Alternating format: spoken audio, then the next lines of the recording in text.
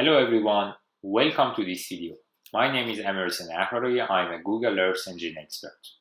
In this tutorial, I'm going to show you how to make charts and how to deal with charts in the Earth Engine platform. This is a basic tutorial that's suggesting for the beginners, and also this is a good opportunity for you to learn about the charts and also their characteristic and plotting techniques in the Earth Engine platform. In the first step, you must find a region of interest, no matter where your region of interest is. Just find a region and also try to draw a chart, same as what I'm doing in this tutorial. So, before selecting area, suggesting to call one kind of satellite data. For example, there are various kind of satellite data, and no matter which kind of data you are using. For example, I'm gonna use the evapotranspiration.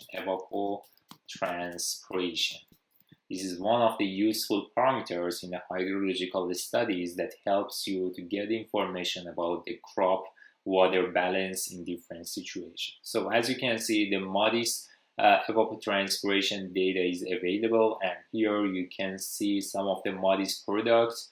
For example, here we have net evapotranspiration product from modest data with 8 days temporal frequency, but it is better to use the gap filled product with 8 days temporal frequency and 500 meter spatial resolution. This product is a global has a global coverage, and you can use it for all around the world. And evapotranspiration is the kind of parameter that most of the time we use for the vegetation cover, whether it is forest region or agricultural area, no matter.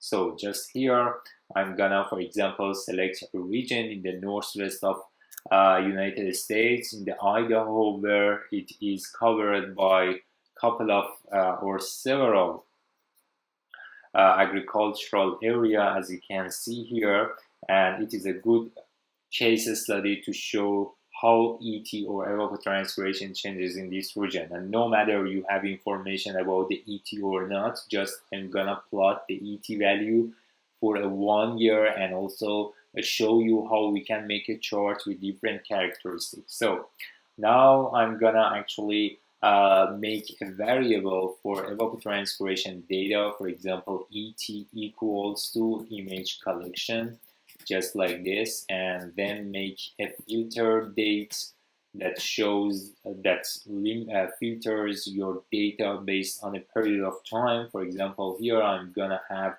evapotranspiration for a 1 year, for example, starting from 2023 and ends to 2024, just like that.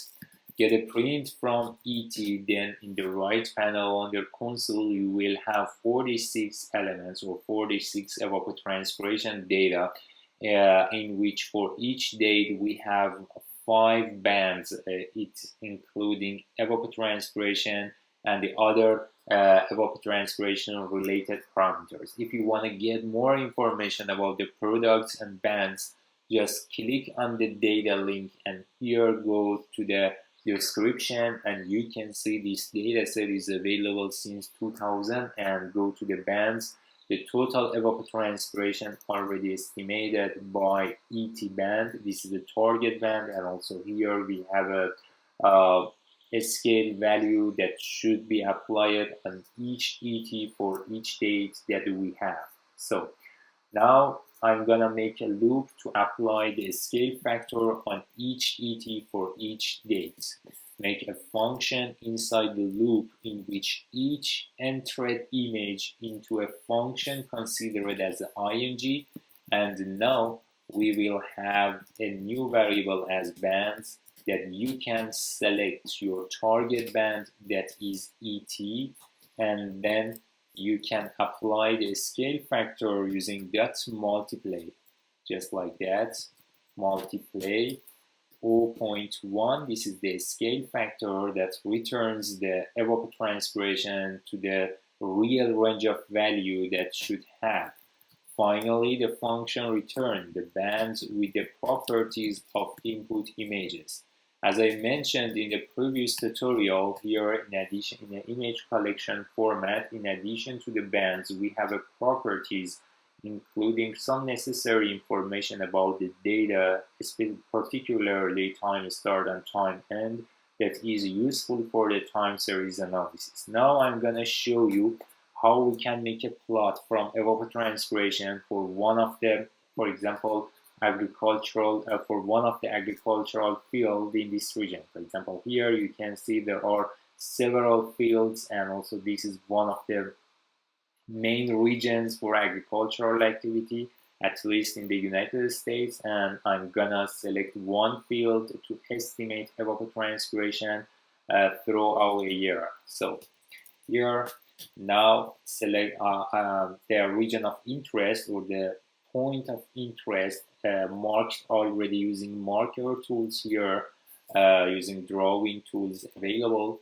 And then to draw a chart, you can make a print and write the chart code inside the print, just like this. User interface dot chart dot image. Most of the users asking me, what should I do? That code shows that editor shows the rest of the code I'm writing. When you are writing a code, it is very simple. Just press space and control together to see the rest of the code. That helps you to reduce the potential errors that you may face, specifically from syntax point of view in the scripting in the Earth Engine platform. User interface chart image.series. So here again, to see the arguments, press Control and space to see the all arguments that you must have for the image, for the time series. So here, instead of image collection, we should have the evapotranspiration image collection. The region of interest already selected using geometry, and also the reducer. So now we want to import a reducer that aggregates the value for the selected point. As this is a point, we want to get the first value correspond to the point. That's why Earth Engine.reducer.first should be selected here. And a scale equals to, or it is same as a spatial resolution that we have.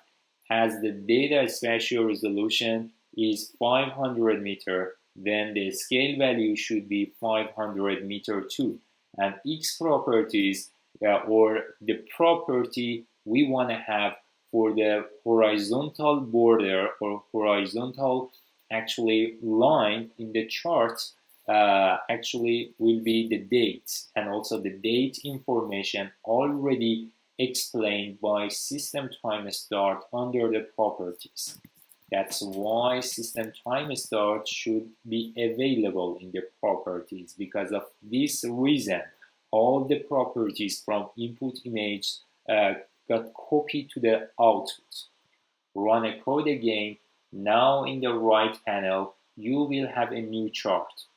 And as you can see, this chart shows the variation of evapotranspiration for that region that you can see increases in the summer and reduces in the winter or cold season. So, and this is the evapotranspiration, for example, values for the selected region. Now you can actually modify the chart. For example, you can change its chart name, or you can change the axis name, vertical axis and horizontal axis. You can change the color of the plot, and there are different tools allows you to do modification for the chart. For example, you can change the chart type here. That's set chart type. Here you can, for example, change it to a column chart. Column chart. Run a code. In the right panel here, you will have a column chart, or you can have an area chart, just like that, area chart. And here you will have an area chart that could be also and also the type of the chart totally depend on actually kind of visualization or kind of modification you want to have for the chart you are working here. It is true that you can get the values and also chart values from the CSV here, but there are some tools in the Earth Engine that allows you to modify your chart to make it more attractive for the audiences. So for example, here I'm gonna change the name of the chart, axis names, and also the other things, for example, the color. These are very simple. Through the set options, you will have access to lots of tools to make any modifications that you want here. So for example, the title allows you to change the title of chart. For example, here I'm gonna say this is evapotranspiration chart or evapotranspiration value. If you run a code in the right panel, the name turned to the evapotranspiration chart, and also you can change the label for vertical and horizontal axis. Here we will have another argument as vertical axis. For the vertical axis, the title equals to ET, and also it is based on the millimeter, for example. And for horizontal axis, we will have another title explaining the date. And if you run a code again, here you will have a new value or new label for the vertical and also horizontal axis. And also it is possible to change the color or thickness of the chart you are working here. So for example, here through the series, we have, for example, one chart series. Let me to add comma here, comma is missed, was missed actually, the series. So here we have only one series that's already identified with 0. For the first series or the first chart, I'm gonna actually change the color equals to red, for example. If you run a code here, the chart color turn to the red. And here again, we can change the line thickness using line width equals to, for example, 4. If you run a code in the right panel, you can see the line of the chart with the more thickness, or even you can add points or add dots to the line for each actually value that shows the frequency of values much better. Here, for example, we can have another parameter as point size that could be equal to, for example, 5 or any other values that you want. Here you will have new chart values here, and also the band name also highlighted here. You can change the band name based on the name you prefer or you want to have. Here just rename the bands to another name. For example, I'm gonna change it to for example, evapotranspiration, just like that. Or you can change it, if you have it in the title, you can change it to the name of the satellite. For example, MODIS ET, name of the sensor. As you can see, the name appeared here can be changed by the actually the name you are setting for the output bands here. So, and there are other parameters that you can have for the visualization process. It's totally up to you which one of them used. And also imagine that there are another chart in the Earth Engine that typically used by the users. For example, imagine that we want to compare two regions to see that how evapotranspiration or any other parameters changes, and we want to monitor those during a time and compare them to each other. So imagine that here I'm making a new geometry layer, but it must be a feature collection because I'm gonna have a couple of points, for example 2 points I want to have, and see how much how much the ET or any other parameters changes.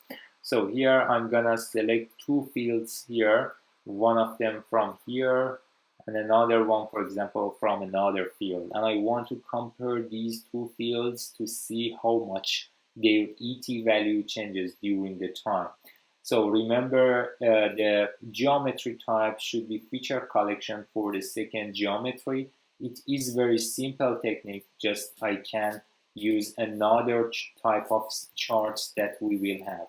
Here, print user interface, charts, image. So image.series used only for one location, but if you have couple of locations, the series by region is a good option here.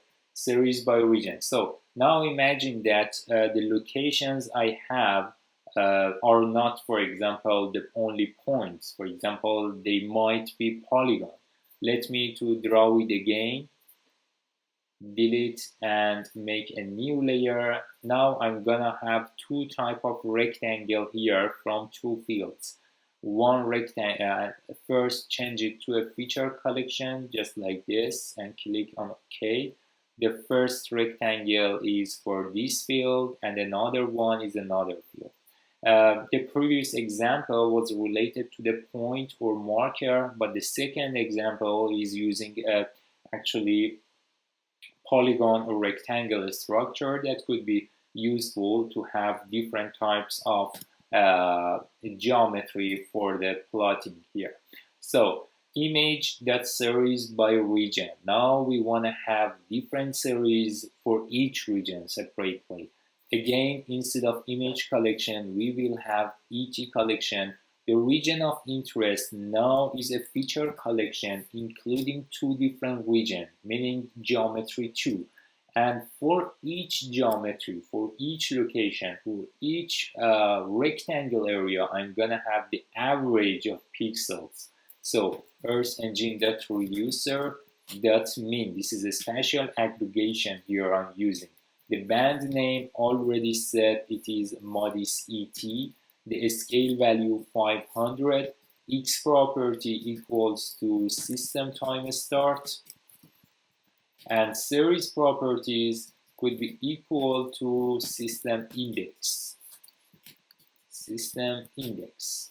So run a code. In the right panel, you will see the variation of evapotranspiration for the first and second region. So, and now we can also modify this chart same as the previous example, but the main difference is that here we have two different plots that should be considered in the modification process. For example, here through the set chart type, I'm gonna change it to area chart again. So here we have two area charts. Using set options, we can have extra arguments to explain the trend, explain the chart characteristic for each chart separately. So the title is same for both of charts. For example, here is evapotranspiration comparison. We want to here we use such kind of the chart to compare between two regions. This is a comparison. Or here I'm gonna have, for example, the vertical axis name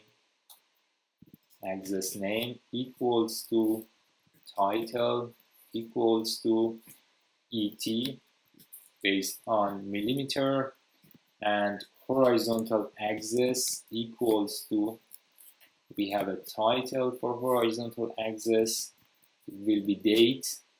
And so here we have two charts. So that's why we must have two kind of series. So here in this series